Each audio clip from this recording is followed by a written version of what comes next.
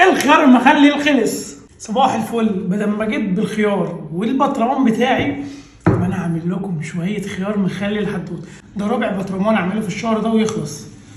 وعلى فكره انا قاعد لوحدي، انا اللي باكله يعني من حلاوته، فقلت اعملها لكم تاني. لو ما حدش شاف الحلقه اللي فاتت يشوف الحلقه. جاهزين؟ جاهزين. انا اللي عندي دي كانت عندي بقى لها فتره، فانا قلت بقى ايه، اعمل اشكال في الخيار. فاهمين قصدي؟ ايوه سلام يا واد يا حدوته. شكله هيطلع احلى من ما هو ايه طويل. فانا قلت بقى ايه، كل مره اعملها لكم بشكل مختلف. قطع الكميه كلها كده.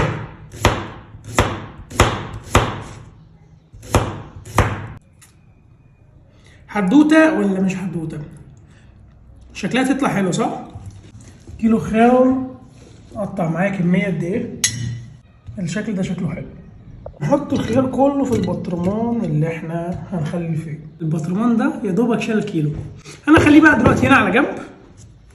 عندي راس توم بقشرها كده زي ما هي اهي، زي ما هي. احطها بقى هنا بالقشر بتاعها بكل حاجه. وواحدة كرفس اقطعها تقطيعه شويه كده. احط البرنس ده كده.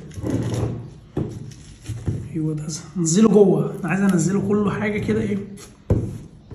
هو ريحه الكرفس انا بعشق يا جماعه ريحه الكرفس في الاكل، حتى مع الورق عنب بيبقى ريحته جامده قوي.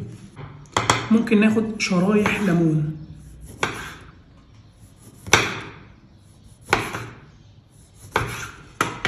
بصوا بقى الحلاوه اهو. نحط شرايح ليمون كده في قلب البطرمان.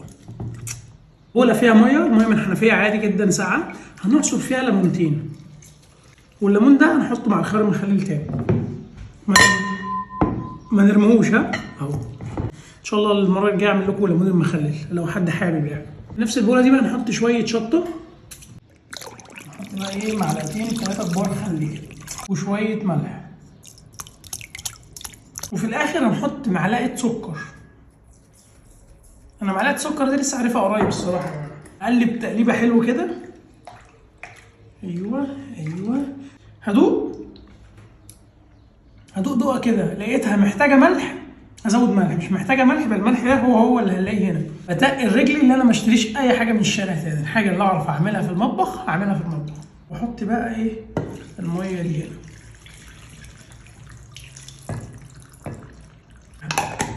بص بقفل واجيب من تحت لفوق كده. اقول لكم بقى بعد 24 ساعه. والنبي يا جماعه في حلاوه كده. الخيار المخلل خلص. تاني يوم والله العظيم، تاني يوم بصيت عليه تاني يوم اهو قدامكم.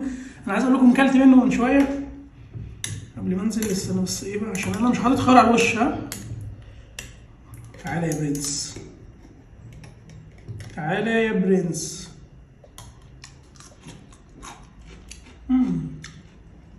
والله الملح بتاعه 100 100.